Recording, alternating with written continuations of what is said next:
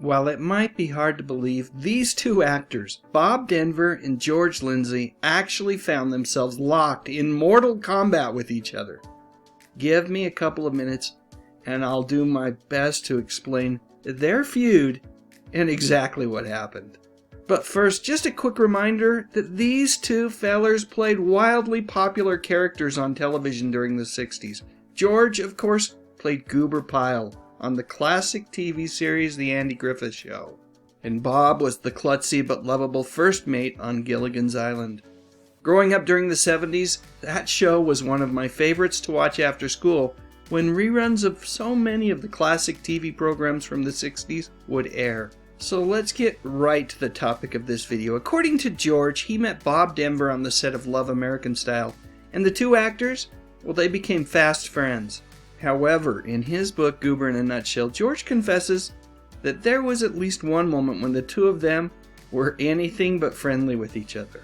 You see, it happened one night when they were both having drinks at Bob's home, and the conversation somehow morphed into a shouting match about, get this, who was the better actor. And before you knew it, the two of them were on the ground, literally fighting each other over who had the best acting chops. Now, I'm sure neither man was proud of that moment, even if they were proud of what they'd accomplished on screen. Personally, I don't blame George, though. Quite frankly, he hasn't been the only one who ever wanted to give Bob Denver or one of the characters that he played on TV a knuckle sandwich. Go ahead, Skipper. We'll forgive you. In that same article, another revelation from George had to do with his Mayberry castmate, the big dog himself, Mr. Andy Griffith. It was there that he revealed that cast members of the Andy Griffith Show lived in fear of the show's star. In that article, George said, "Most of us were deathly afraid of Andy. We were all scared to make a move. If Andy thought something was funny, then it was funny to us. He literally controlled every aspect of the show." Now, this probably doesn't come as much of a surprise to most fans of the show. Over the decades, much has been made about Andy Griffith's notorious temper. In his book, Andy and Don, Pulitzer Prize-winning author Daniel DeVise confirmed Griffith's explosive temper, noting that he had punched out a car window and put his fists through doors. Yet despite his temper, it's clear that Andy was also extremely loyal, and George Lindsey, well, he considered him a friend until the day he died.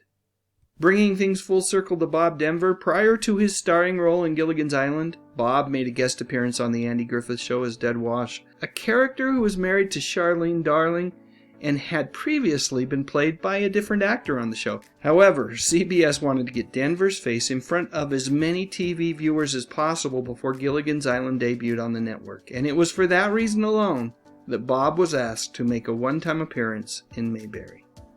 Getting back to that brawl, in all of the accounts that I've read, it has never been revealed who was the victor. So who do you think won that battle royale?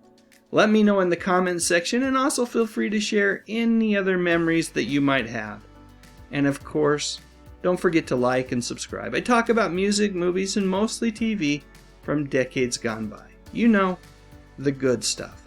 But most importantly, and as always, thank you so much for watching.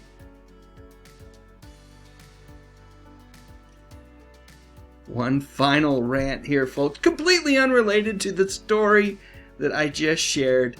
But when in the world is Costco going to get that combination pizza back?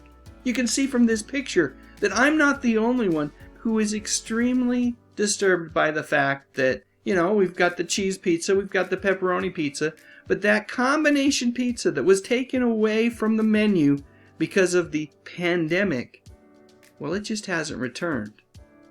As Barney Fife says here, he can handle Thelma Lou leaving, but the thought of Costco's combination pizza leaving for good might just be more than he can take.